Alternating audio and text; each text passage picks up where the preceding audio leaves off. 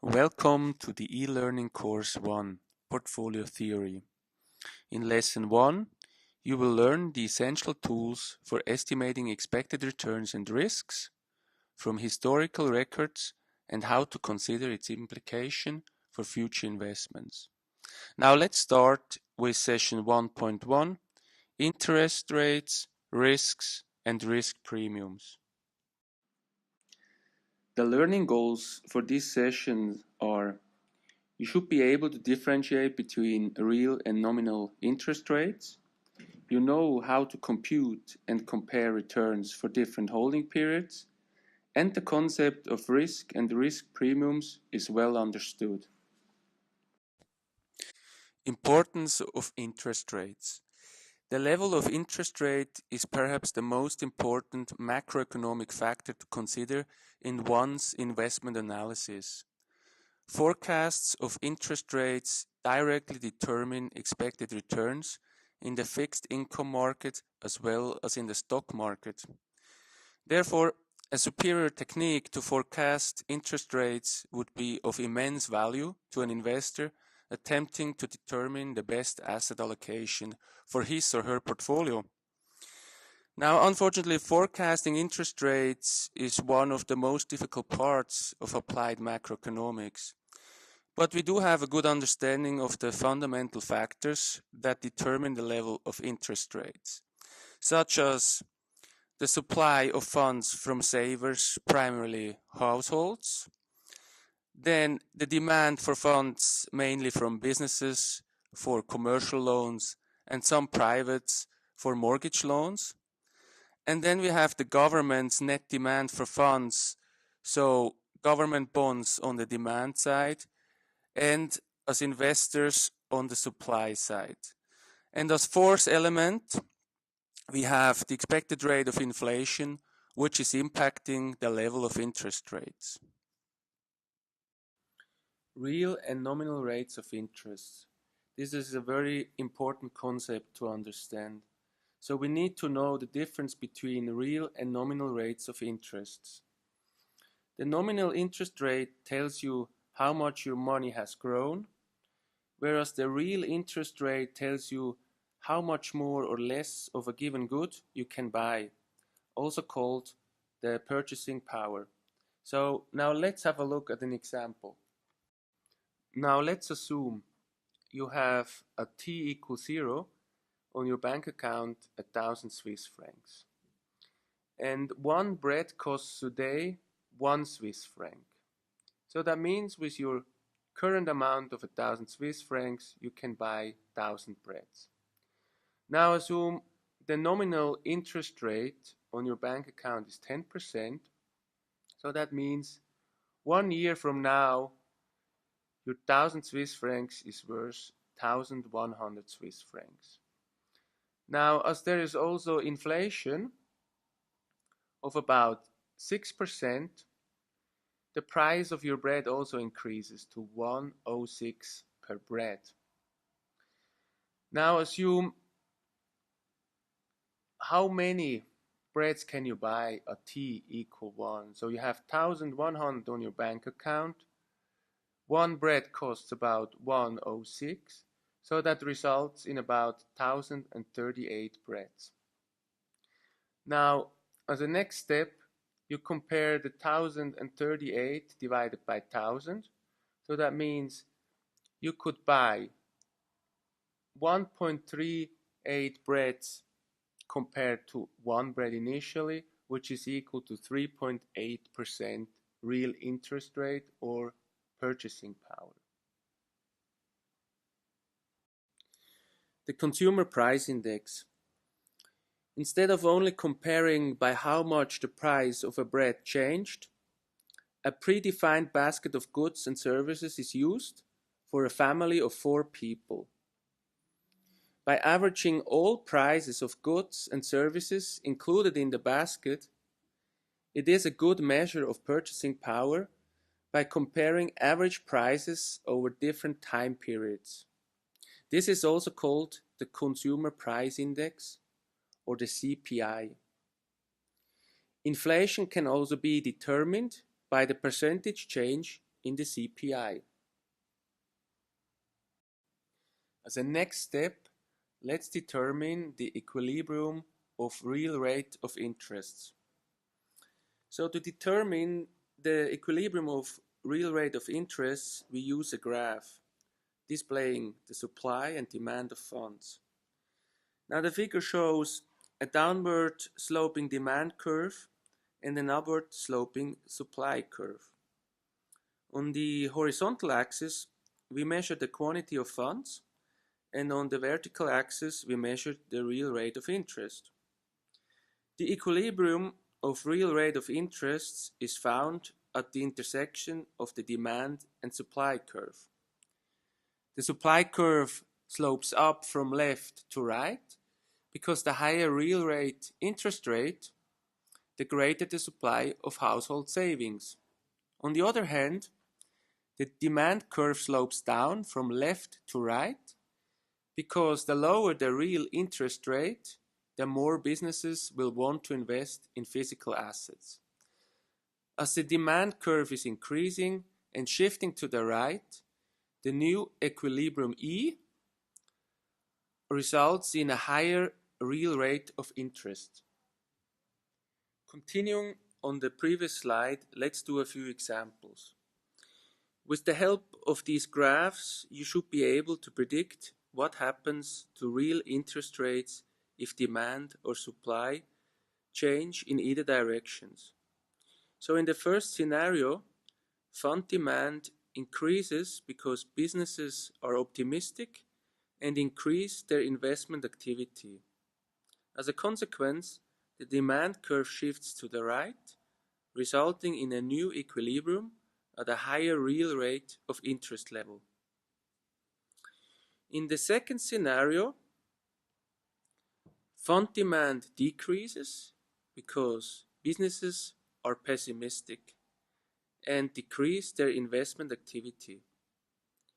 As a consequence, the demand curve shifts to the left, resulting in a new equilibrium at a lower real rate of interest level. In the third scenario, fund supply increases because of the Fed's expansionary monetary policy. The supply curve shifts to the right, resulting in a new equilibrium at a lower real rate of interest level. And now, in the last scenario, fund supply decreases because of the Fed's contractionary monetary policy. So the supply curve shifts to the left, resulting in a new equilibrium at a higher real rate of interest level.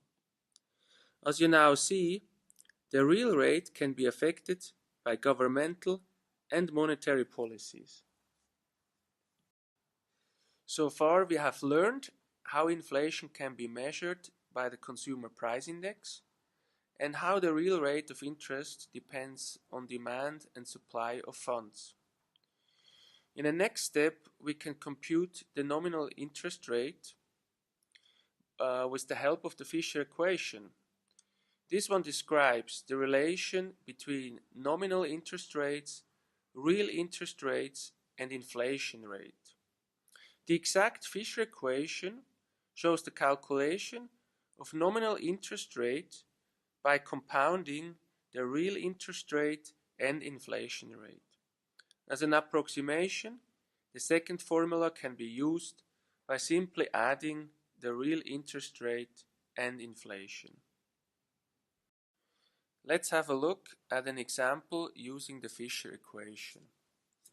If the nominal interest rate of a one-year certificate of deposit is 8% and you expect inflation to be 5% over the coming year, now calculate the real rate of interest first with the approximation and then afterwards with the compounded formula. So now the initial formula is actually the real nominal rate is equal to the real rate plus inflation. So now solve for the real rate. Using the approximation formula, the real rate is simply calculated by using the 8% of nominal interest minus the 5% inflation rate, resulting in 3% real rate of interest. Now for the next question, we actually need to calculate the continuously compounded formula. We start from the basic formula, which is actually 1 plus the nominal interest rate is equal to 1 plus the real rate of interest times 1 plus the inflation. Solve this equation also for the real rate of interest. The solution by compounding is simply 1 plus the nominal interest rate of 8% divided by 1 plus the inflation rate of 5% minus 1. This results in 2.86%. Now, by comparing the approximation result with the compounding result, you see there's a difference of 14 basis points. Taxes and the real rate of interest. For tax liabilities, it's important to understand the impact on the net after-tax real return in an inflation-protected tax system versus a non-inflation protected tax system. The formula below shows how to calculate the real after-tax rate in a non-inflation protected tax system. In the next formula, you can simply substitute the nominal rate with the real rate plus inflation. As the next step, multiply the brackets. So you will get the real rate minus the real rate times tax plus inflation minus inflation times tax minus inflation.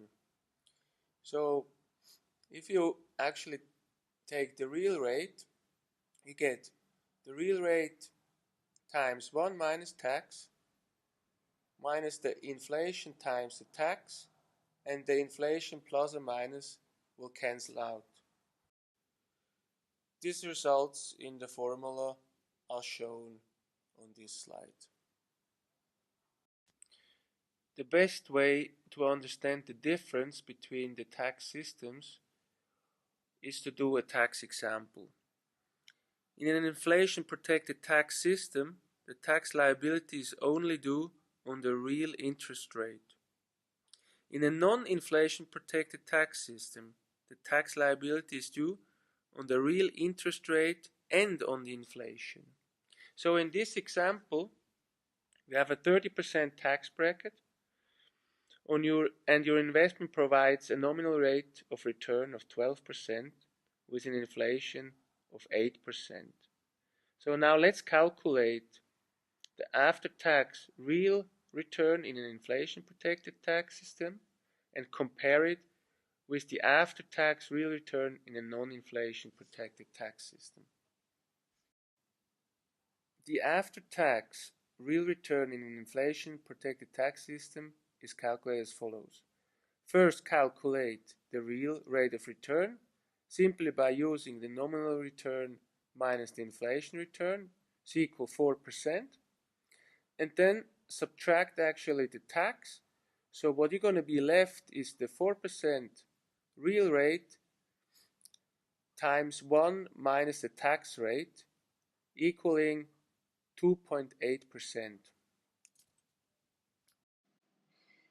The after-tax in a non-inflation protected tax system is actually multiplying the nominal rate of interest of 12% times 1 minus tax minus the inflation rate of 8%, resulting in 0.4% of real return. Now, if you compare the inflation protected tax system with the non-inflation protected tax system, You see there is a difference of 2.4%. The incremental tax liability is therefore the inflation times the tax bracket. Excess returns and risk premiums. As different investments have different risks, we introduce a risk premium. The risk premium is defined as the difference between the expected return of an underlying asset minus the risk-free rate. The risk-free rate is the rate you would earn on assets which are not expected to default, such as T-bills and money market funds. Assuming that governments providing these risk-free assets cannot default. Excess returns are the difference between the actual rate of return on a risky asset and the actual risk-free rate in any particular period. The best way to understand the risk premium is by doing an example. If you have a risk-free rate of 4% per year and an expected index fund return of 9.76% per year, what will be the risk premium? You actually simply compute the index fund return minus the risk-free rate, resulting in an excess return of 5.76%. This means that an investor in an index fund is paid an additional 5.76% compared to a risk-free investment. This is the expected excess return for taking the additional risk. Risk aversion. The expected risk premium of 5.76% for an investment in an index fund, as calculated in the previous example, may be enough compensation for an investor to commit, depending on his risk aversion. An investor with high risk aversion would demand a higher risk premium, and an investor with a lower risk aversion would actually demand a lower expected risk premium. Risk-averse investors always require a positive risk premium, otherwise they wouldn't invest. By now we are at the end of session 1.1. After having carefully studied the slides and relevant chapters in the book, please start with the review questions.